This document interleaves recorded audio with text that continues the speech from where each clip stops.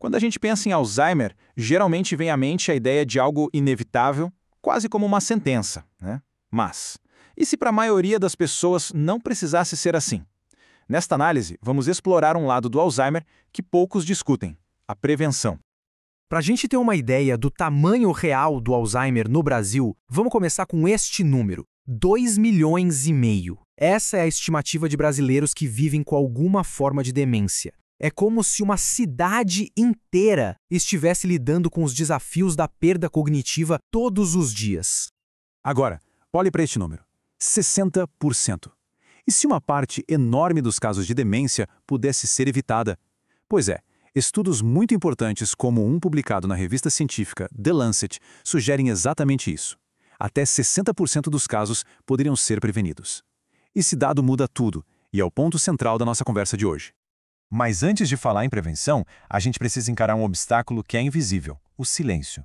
O Alzheimer é a forma mais comum de demência, mas o estigma que ainda existe em torno da doença muitas vezes impede o diagnóstico e, claro, o tratamento precoce. Pensa só, com mais da metade dos casos de demência sendo Alzheimer, essa falta de conversa aberta tem uma consequência muito séria. Muitas pessoas só vão procurar ajuda quando a doença já avançou bastante, o que torna o cuidado e o tratamento muito, mas muito mais difíceis. Certo, agora vamos virar a chave, deixar de focar só no problema e olhar para a solução. A ideia de prevenção é poderosa, porque ela nos dá um certo controle. Não se trata de uma fatalidade genética, mas sim de um conjunto de fatores que a gente pode, de fato, modificar. A ciência já identificou 14 fatores de risco principais. Eles vão desde questões que a gente já conhece bem, como pressão alta e diabetes, até fatores ambientais e sensoriais, como a poluição do ar e a perda de audição. Cuidar da saúde geral é cuidar da saúde do cérebro. Mas tem um fator nessa lista que se destaca de uma forma impressionante. E é este aqui. De todos os 14 fatores de risco, a baixa escolaridade é apontada como de maior impacto individual na prevenção da demência. Isso pode parecer surpreendente, né? Mas a ciência por trás disso é fascinante.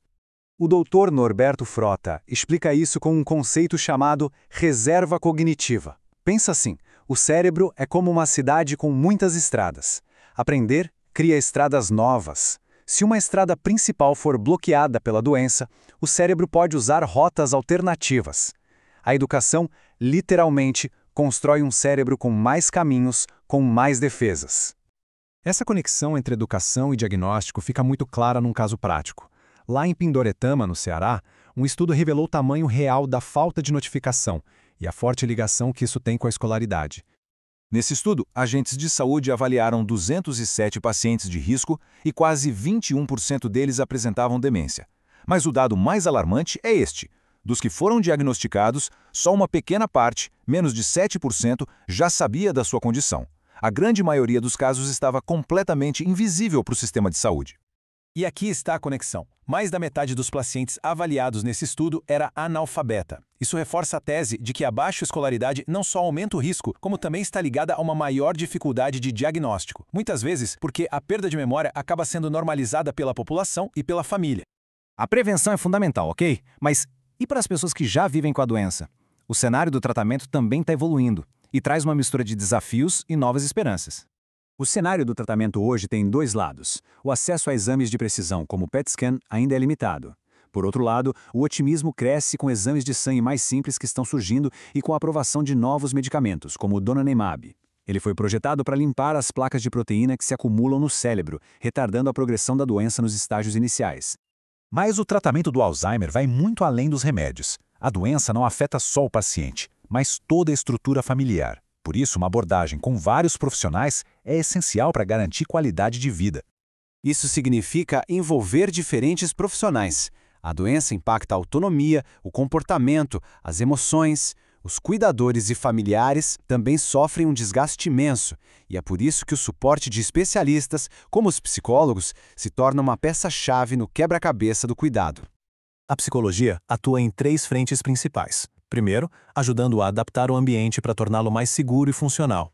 Segundo, com estratégias de estimulação cognitiva para tentar retardar o declínio. E terceiro, oferecendo suporte emocional tanto para o paciente quanto para a família, ajudando todo mundo a lidar com a ansiedade, a depressão e o luto do processo. E as ferramentas de apoio podem ser mais simples do que a gente imagina. Como aponta o psicólogo José Pereira Maia Neto, a tecnologia que a gente já usa todo dia pode ser uma poderosa aliada. Um simples celular, com seus alarmes e calendários, pode funcionar como uma extensão da memória, ajudando a preservar a autonomia e a dignidade do paciente.